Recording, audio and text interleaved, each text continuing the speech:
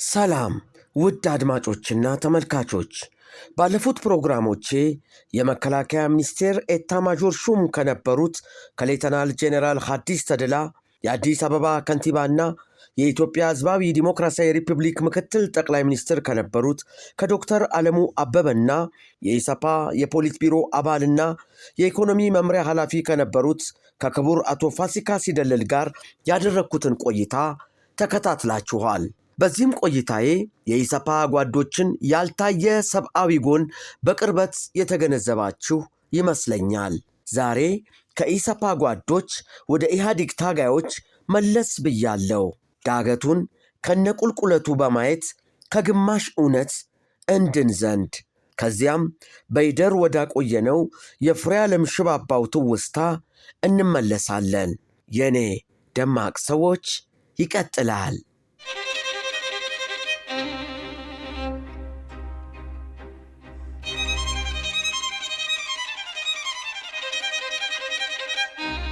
የኔ ደማቅ ሰዎች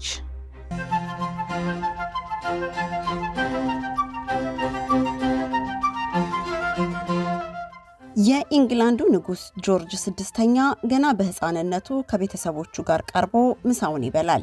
በገበታው መሃል አባቱና አያቱን አቋርጦ ሊናገር ሲል አባቱ ይቆጣዋል።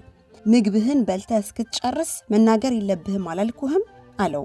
ገበታው ከፍ ካለ በኋላ አባቱ ወደ ሕፃኑ ጆርጅ ዘወር አለና እሺ አሁን ንገረኝ ምንድነው ልትል የፈለግከው ሲል ጠየቀው።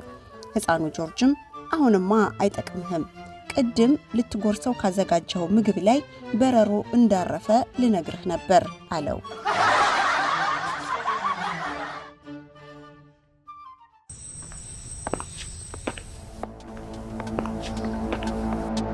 ኮስፒ ነው።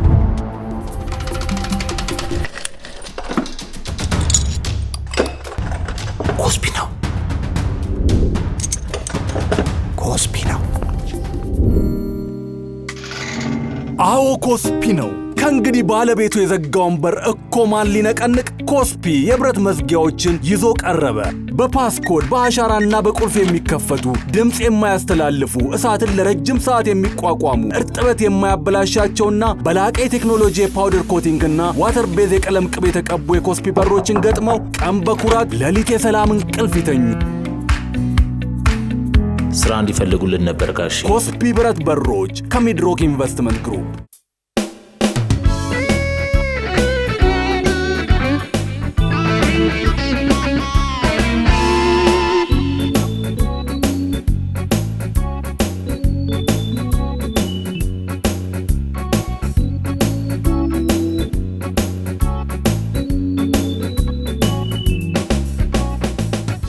አንድ አብዮታዊ ጋብቻ። ዛሬ የማጫውታችሁ የኢህዴን ብአዴን ነባር ታጋይ የነበረውን የደራሲና ጋዜጠኛውን የፀሐዬ መሰለን የትግል ዘመን ትውስታዎች ይሆናል። ጋዜጠኛው ፀሐዬ ያመነም ያላመነም የተባለውን የግርማይ አብርሃ መጽሐፍ አቀብሎኝ በኢሰፓ ጓዶች ላይ የተፈጸመውን ግፍ በሰፊው እንድተርክ የረዳኝ የቅርብ ወዳጄ ነው። ከመጽሐፉ ሌላ ተጨማሪ መረጃዎችንም አቀብሎኛል። ደራሲው ፀሐዬን ሰውና ሰው ከተሰኘችው ያጫጭር ልብወለድ መጽሐፉ ሌላ ሰውን ከሰው ሳያበላልጥ በሚሰጠው ሚዛናዊ ትንታኔ እጅግ አደንቀዋለሁ። ከዚህ ቀደም እንዳጫወትኳችሁም ጨዋታ አዋቂ ነው። በተለይ የትግል ዘመን ትውስታውን ሲያወራልኝ ከመደነቅ አሻግሮ ያስቀኛል። በትጥቅ ትግሉ ዘመን አንድ ታጋይ ገጠር ወርዶ ገበሬዎችን ሰበሰበ። ቀኑን ሙሉ ሲቀሰቅሳቸው ሲያነቃቸው ዋለ። የስብሰባው ማጠቃለያ ላይም ግራ እጃችሁን አንሱ ይልና ደርግ ይውደም አላቸው። ይውደም ብሎ የመለሰ ሰው አልነበረም። ሁሉም ጸጥ አሉ። እንዴ ምን ነው ይህን ሁሉ ተነጋግረን አለ። አሁንም ዝም አሉት። ቢቸግረው እሺ ኢህአዴግ ይውደም አላቸው። አሁንም መልስ የለም። አንዱንማ ማለት አለባችሁ፣ ዛሬ ወይ ደርግ ወይ እኛ መውደም አለብን ብሎ ድርቅ አለ። በዚህ መሃል አንድ ሽማግሌ ብድግ አሉና ጠባችሁ በእኛ ተሆነ ምን በወጣችሁ ነው እናንተ የምትወድሙት? እንደፈረደብን እኛ እንውደምላችሁ እንጂ ሲሉ ተሰብሳቢው ሁሉ አጨበጨበ ብሎ ያሳቀኝ ይኸው ፀሐዬ ነው። በነገራችን መሃል ትዳር ከአላፊና ጠፊ ነገሮች በራቁ ከዐይን እይታም በረቀቁ ማንነቶች መካከል የሚፈጸም የዕድሜ ልክ ጥምረት ነው።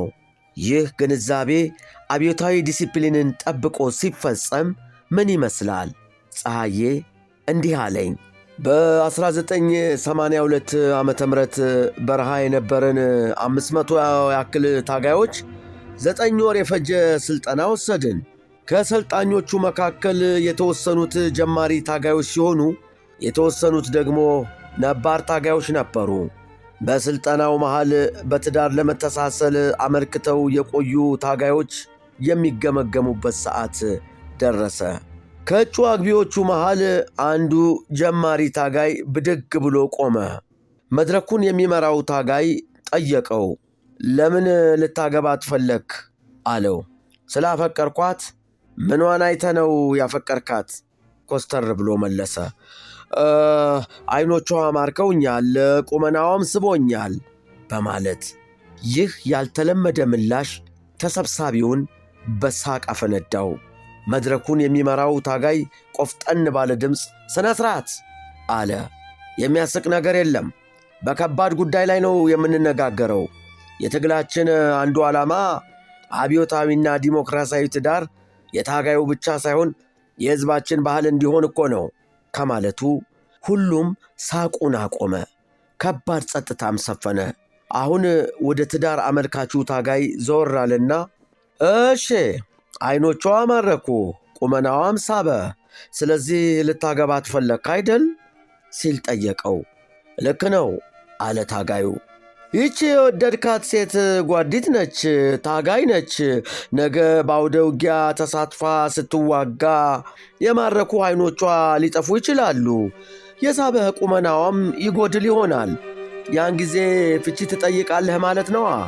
ለምን ብዬ ሲል መለሰ ታጋዩ። የምትወዳቸው ነገሮች በቦታቸው የሉማ። ታጋዩ መልስ አጥቶ ተንተባተበ። መድረኩን የሚመራው ታጋይም አብዮታዊ ጋብቻ በእውነትና በፍቅር ያምናል። አላፊና ጠፊ በሆኑ ነገሮች ላይ አይመሠረትም።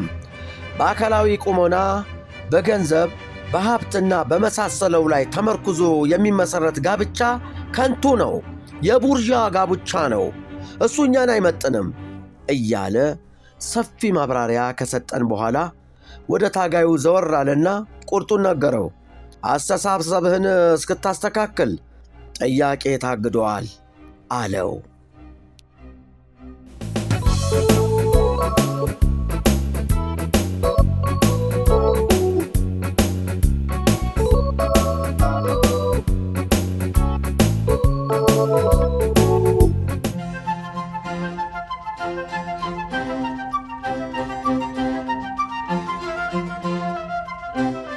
እንግዲህ ነገርን ነገር ሊያነሳው ነው። የአዲስ አበባ መስተዳድር ትምህርት ቢሮ ከቅድመ መደበኛ ትምህርት ቤቶች ጀምሮ አንባቢ ትውልድን ለማፍራት ከፍተኛ ጥረት እያደረገ ነው። በየክፍለ ከተማው የንባብ ቤቶችን የማስፋፋት ሥራውን አጠናክሮ ቀጥሏል። በአዲስ አበባችን የሚዘጋጁ የመጻሕፍት ኤግዚቢሽኖችም በርካታ ቁጥር ባላቸው አንባቢያን ይጎበኛሉ። ሚዲያዎችም ለነዚህ የመጽሐፍ ኤግዚቢሽኖች ሰፊ ሽፋን ሰጥተው ይዘግባሉ። ማንበብ ሙሉ ሰው ያደርጋል የሚለው መሪ ቃልም ተደጋግሞ ይሰማል። ንባብ ይህን ያክል ከፍ ያለ ትኩረት በተሰጠው በዚህ ዘመን ታዲያ የንባብ ምንጭ ሆነው ደራሲ ክፉኛ የተረሳ ይመስላል። ደራሲው ከመቼውም ጊዜ ይበልጥ ለመጻፍ አመቺ ያልሆኑ በርካታ ተግዳሮቶችን በተጋፈጠበት በዚህ ዘመን ትውልዱን አንብብ ማለት የውሃውን ምንጭ እየደፈኑ ውሃ ጠጡ እንደማለት ነው። ደራሲ የተባለውን የንባብ ምንጭ ከሚያደርቁት ምክንያቶች አንዱ የቤት ኪራይ መናር ነው። አከራይ በየወሩ የሚያንኳኳው ቤት ለአንድ ደራሲ ተመስጦና ሥራ ጠንቅ ነው። ቤት በተለይ ለረጅም ልቦለድ ደራሲያን እጅግ በጣም አስፈላጊ መሆኑን ከደራሲ መስፍን ሀብተማርያም ሕይወት መረዳት ይቻላል። ደራሲ መስፍን ሀብተማርያም በአንድ ወቅት ለምን ረጅም ልቦለድ እንደማይጽፍ ሲናገር ረጅም ልቦለድ ዘለግ ያለ ተመስጦ ይፈልጋል። ገጸ ባህሪያቶቼን አስቤና ጥሞናዬን ሰብስቤ ገና የመጀመሪያውን ምዕራፍ ጽፌ ሳልጨርስ ወሩ ያልፍና አከራዬ በሬን አንኳኩቶ ያፈጥብኛል። ያኔ የጀመርኩትን ረጅም ልቦለድ እተወውና ፈጥኖ ክፍያ የሚያመጣልኝን አጫጭር ነገር መጻፍ ጀምራለሁ ብሏል። ሰሞኑን የአዲስ አበባ ከንቲባ ወይዘሮ አዳነች አቤቤ ለረጅም ልቦለድ ደራሲው ሀብታሙ አለባቸው የቤት ስጦታ አበርክተዋል። በእርግጥ ለደራሲያን የቤት ስጦታ ሲበረከት ይህ የመጀመሪያው አይደለም። ባለፉት 20 ዓመታት ብቻ ቢያንስ 2 ታላላቅ የሥነ ጽሑፍ ሰዎች የቤት ስጦታ ተቀብለዋል። እነሱም የዘመናዊው የአጭር ልቦለድ አባት የሚባሉት ስብሐት ገብረ እግዚአብሔር እና ገጣሚ ነቢይ መኮንን ናቸው።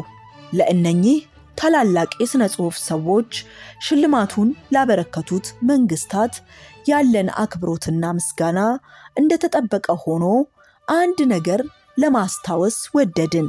እሱም ሁሉም ደራሲያን ሽልማታቸውን የተቀበሉት በዕድሜያቸው ማምሻ መሆኑን ነው። ለደራሲ ሀብታሙ አለባቸው የተበረከተው ቤት ከሌሎቹ ደራሲያን ለየት የሚያደርገው ምናቡ ባልፈዘዘበትና ጣቱ ባልዛለበት የጉልምስና ዕድሜው መበርከቱ ነው። ይህም ክብርት ከንቲባዋ ቤቱን ያበረከቱለት ጥሩ ተኛ ብለው ሳይሆን ጥሩ ጻፍ ብለው እንደሆነ ያሳያል። ደራሲ ሀብታሙም ይህንኑ መልእክት የተገነዘበ ይመስላል። ይህ ቤት መኖሪያዬ ብቻ ሳይሆን መስሪያዬም ነው ብሏልና። እኛም ከክብርት ከንቲባችን ስጦታ ተነስተን አይኖች ወደ ምንጩ መመልከት ጀመሩ ብለናል። ክብርት ከንቲባ አዳነች አቤቤንም አመስግነናል። ደራሲ ሀብታሙ አለባቸውንም እንኳን ደስ ያለህ፣ መልካም የጽሑፍ ዘመን ይሁንልህ ብለነዋል። በመጨረሻም ክብርት ከንቲባ አዳነችን በነካ አይኖ ከቤት ችግር ባሻገር ያለውን በሕዝቡ የማንበብ ፍላጎትና በደራሲያን የመጻፍ አቅም መካከል የተደነቀረውን ሌላም እንቅፋት ይመልከቱልን እንላለን ከፍ ካለ ምስጋና ጋር። ምናልባት ወደ ኋላ መመለስ ሳይኖርብዎ አይቀርም። ያመለጠው ታሪክ ካለ እስከ ዛሬ ያቀረብንላችሁን ከ100 በላይ ፕሮግራሞች መለስ ብለው ይከታተሉ። ለጠቅላይ ሚኒስትርነት መመረጣቸውን ሊነግሯቸው ቤታቸው ድረስ ከመጡት ከጄኔራል አማን አምዶም ጋር የተጣሉት የፍቅር እስከ መቃብሩ ደራሲ ሐዲስ ዓለማየሁ፣ የትም ያልተሰሙ የደራሲ ስብሐት ገብረ እግዚአብሔር አስቂኝ፣ አስገራሚና አሳዛኝ ታሪኮች፣ ብዙ ግፍ የተፈጸመበት ባለቅኔ ደበበ ሰይፉ፣ በሥራ ምድቡ ላይ የነበረውን ፖሊስ ጸረ ሕዝብ ነህ በማለት ጣቢያ ወስጄ ካላሳሰርኩ ብሎ ጣጣ ውስጥ የገባው ደራሲ አውግቸው ተረፈ፣ መንፈስ ሲወርድበት የሚጽፈው የገጣሚ ሙልጌታ ተስፋዬ አስቂኝና አስገራሚ ታሪኮች፣ የሌሎችም ደማቅ ሰዎቻችንን ታሪክ መለስ ብለው ያጣጥሙ። ብዙ ታላላቅ ሰዎች ተገቢ መልካቸውን ያላገኙበት ሀገር ውስጥ ነው የምንኖረው። የኔ ደማቅ ሰዎችን ይከታተሉ። የተጋረደው ይገለጥሎታል፣ ይዝናናሉ፣ ይገርሞታል፣ አንዳንዴም ያዝናሉ። ሪል አይስክሬም የልጆቹ ጉጉ፣ እርሶም ቀመስ ያርጉ። ሪል በቸኮላት አይገልጸውም ቃላት፣ በማንጎ ቫኒላ መጣፈጡ ሌላ፣ በስትሮቤሪ ቀኖን አሳማሪ፣ በሞካ በላቴ ወደድኩት ካንጀቴ። ቀምሰው ያረጋግጡ፣ ምላሶ ዳኛ ነው። ለልጆቹ የሚያምጡ ልደት ማድመቂያ ነው፣ ለፍቅረኛም ሚስጡ የፍቅር ቋንቋ ነው። ሪል አይስክሬም የመጪው ዘመን ጣዕም ይወዱታል በጣም።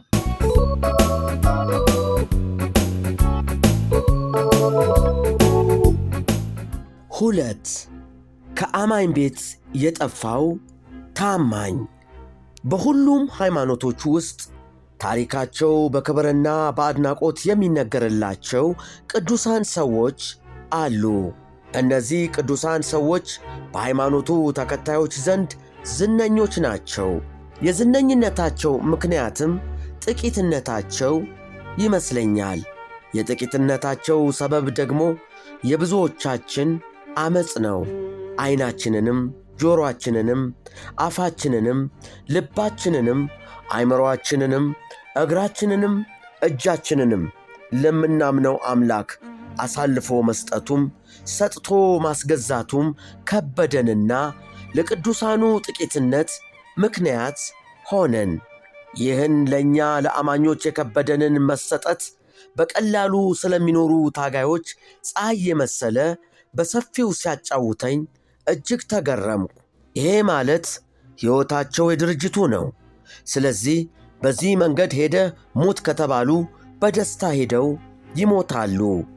አእምሮአቸው ከድርጅቱ ዓላማና ግብ ውጭ የሚያስበው ነገር የለም። ልባቸው በድርጅቱ ላይ ባላቸው እምነት የተሞላ ነው። እጃቸው ለራሱ ጥቅም ብሎ የሚሠራውም የሚቀበለውም ነገር የለም። ሁሉንም ነገር በድርጅቱ ዐይን ያሉ፣ በድርጅቱ ጆሮ ያደምጣሉ። በአንደበታቸውም የድርጅቱን ሐሳብ ብቻ ይናገራሉ። ፀሐዬ ይህን ሲነግረኝ ሰውነታቸውን በዚህ ደረጃ ለድርጅታቸው ማስገዛት እንዴት እንደቀለላቸው ጠየቅኩት። ፀሐዬም አልፎ አልፎ ከዚህ ዲሲፕሊን ጎለው ክፉኛ የሚገመገሙ ነባር ታጋዮች እንደነበሩ አጫወተኝ። እንዲህ በማለት ለምሳሌ እዚሁ አዲስ አበባ ጨርቆስ አካባቢ ተወልዶ ያደገ አንድ የኢህአዴን ነባር ታጋይ ነበር። ስሙን ቀይሬው ጌታሁን ደጉ ብዬው ታሪኩን ልንገርህ። ጌታሁን በአንድ ጎዶሎ ቀን መኪና ገጨው። አንድ እግሩም ከባድ ጉዳት ደረሰበት። ለክፋቱ ደግሞ ይህ አደጋ በደረሰበት ወቅት የሥራ ምድብ አልተሰጠውም። የሚኖረውም የዕለት ጉርስ እንኳ ከሚቸግራቸው አቅመ ደካማ ቤተሰቦቹ ጋር ነው። በአፍጢሙ ሊደፋ አንድ ሐሙስ በቀረው የቀበሌ ዛኒጋባ ቤት ውስጥ ተጠግቶ ይኖራል። በዚህ መሃል ይሄ ከባድ አደጋ ደረሰበት። እግሩ ክፉኛ ተጎዳ። ጉዳት ያደረሰበት ባለመኪና ለወራት እየተመላለሰ አስታመመው። ጥቂት እንዳገገመም ላደረሰበት የአካል ጉዳት የ10,000 ብር ካሳ ከፍሎት ዕርቅ አደረጉ። ያም ሆኖ ካሳው ክፉኛ የተጎዳውን እግሩን ወደ ድሮ ጤንነቱ ሊመልሰው አልቻለም። ጌታሁን ያለ ክራንች ድጋፍ መራመድ የማይችል ሰው ሆነ። ከዕለታት አንድ ዕለት ነው። 4 ኪሎ ከሚገኘው የኢህአዴግ ጽሕፈት ቤት ቢሮዬ አመራለሁ። በቅጥር ግቢው ዙሪያ ምደባ ለመጠየቅ የመጡና መሰል ጉዳይ ያላቸው ታጋዮች ሁሌም አይታጡም። ከእነሱ መሃል ጌታሁንን አየሁት። ቀረብ ብዬም ሰላም አልኩት። ከተለያየን ቆይተን ስለነበር በክራንች ሳየው ደነገጥኩ። የሆነውን ጠየቅኩት። የደረሰበትን ነገረኝ። ልቤ ተነካ። እንዲህ ሆኖ ለምን እንደመጣም ጠየቅኩት። በረከት ስምዖን አስጠርቶኝ ነው አለኝ። ለምን እንደተፈለገ እንደማያውቅና ከበረከት ጋር እንደማይግባቡ ጭምር ነገረኝ። የሆነ ሆኖ ወደ ቅጥር ግቢው የመግቢያ ወረቀት እንዳመጣለት ጠየቀኝ። ጠብቀኝ ብዬው ወደ ቢሮዬ ሄድኩ። የመግቢያ ወረቀቱን ይዤለት ተመለሱ። ክራንቹን እንደተደገፈ በረከት ቢሮ የሚያደርሰውን ባለ 4 ፎቅ ደረጃ በስንት መከራ ወጣ። የእኔና የበረከት ቢሮ ኩታ ገጠም ነበር። በመካከላችን ያለው የጸሐፊው ቢሮ ብቻ ነው። ጌታሁን በረከት ቢሮ መግባቱን እንዳወቅሁ ጥቂት ደቂቃዎች ዘግየት ብዬ ተከተልኩት። ጉዳይ ያለኝ መስዬ በረከት ቢሮ ገባሁ።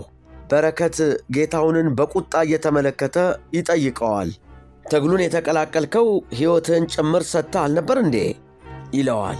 ጌታሁን እንዳቀረቀረ ልክ ነው ይላል። እንኳን እግርህ ነፍስህም ሥጋህም የድርጅቱ ነው። ጌታሁን ትንፍሽ አላለም። በረከት አሁንም እንደተቆጣ አንተ ታዲያ በእግር ላይ ምን የሚሉት መብት ኖሮ ነው ከድርጅቱ ተሰውረ 10,000 ብር ካሳ የተቀበልከው? ምን አግብቶህ? በጉዳዩ ላይ መደራደር ያለበት ድርጅቱ ነው። አንተ እግሬ የኔ ነው ካልክ፣ ያኛው ጉበቱን የራሱ ካደረገ፣ ይቺ እጄ የኔ ነው ካለች ድርጅቱ ምን ቀረው?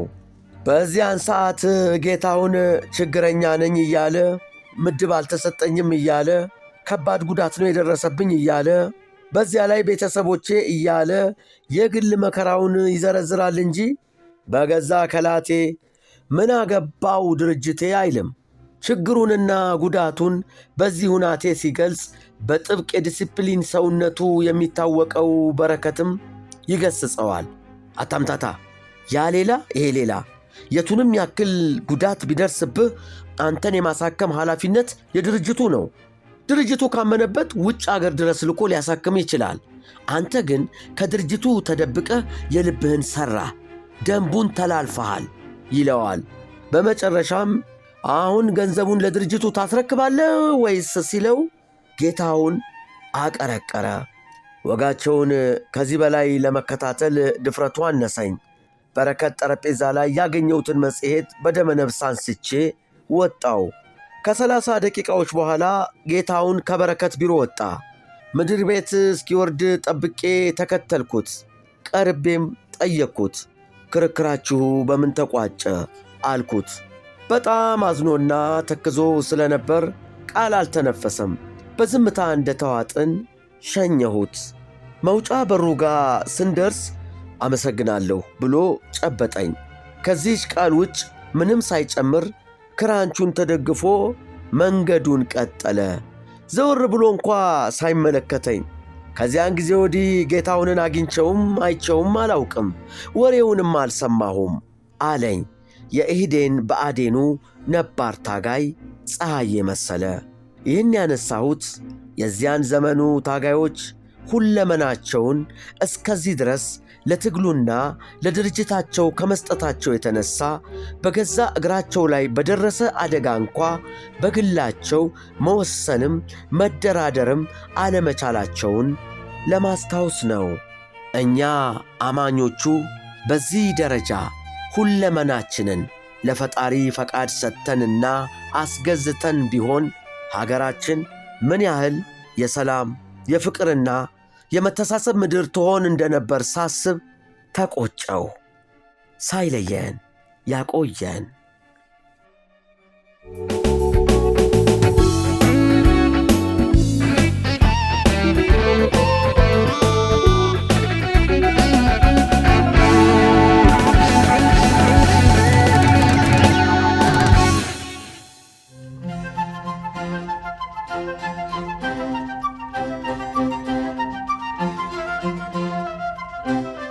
ሚስዮን ከአድዋ ጦርነት በኋላ ፈረንጆች ቀሚስ ለብሰውና መጽሐፍ ቅዱስ ይዘው ወደ ኢትዮጵያ መመላለስ አበዙ። ከጣሊያን ወረራ በኋላ ነጭን በጥርጣሬ የሚመለከተው ኢትዮጵያዊም ካጠጣነው ወዲያ የሽንፈትን ኮሶ ምን ሲሆን መጣ ተመልሶ በማለቱ ምን ሲሆን የነኚህ መጽሐፍ ቅዱስ ይዘው የገቡ ፈረንጆች መጠሪያ ሆነ። ምን ሲሆኖች ተባሉ። ድል ቀለም ከኤምቢአይ በአንድ ጋሎን ሰፊ ቦታዎችን ማዳረስ የሚችል ከነውበቱ ለረጅም ጊዜ የሚቆይ ቀለም ድል ቀለም። ድል ቀለምን ይጠቀሙ። የግንባታውን አጨራረስ በድል ይደምድሞ። ተመጣጣኝ ዋጋ ከበቂ አቅርቦት ጋር ኤምቢአይ ድል ቀለም የሚድሮክ ኢንቨስትመንት ግሩፕ አባል ከኤምቢአይ። በኢህአዴግ ነባር ታጋዮች አስገራሚ ህይወት ዙሪያ ያዘጋጀንላችሁ ትረካ በሚቀጥለው ፕሮግራማችንም ይቀጥላል። ከነዚህ ነባር ታጋዮች በኋላም ታሪኮች ይቀጥላሉ። የታላቁን የሀገር ባለውለታ የልዑል ራስ መንገሻን፣ የነ ከበደ ሚካኤልን፣ የነ ጸጋዬ ገብረ መድኅንን፣ የነ ኃይሌ ገብረ ሥላሴን፣ የነ ጎሳዬ ተስፋዬን፣ የሌሎችም ደማቅ ሰዎች ያልተሰሙና የሚያስገርሙ ታሪኮችን ይጠብቁ። ሁሌ እንዲያገኙን ሰብስክራይብ ያድርጉን።